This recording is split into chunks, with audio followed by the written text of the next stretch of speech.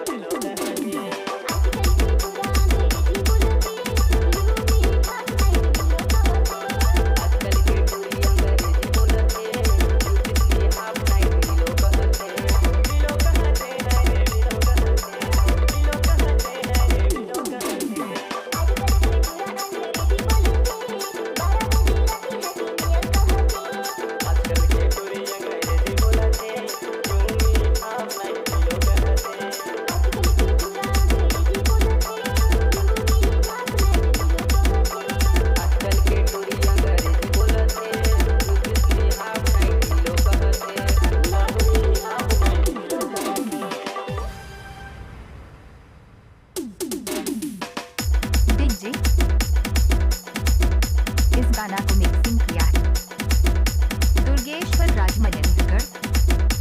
mobile number 9770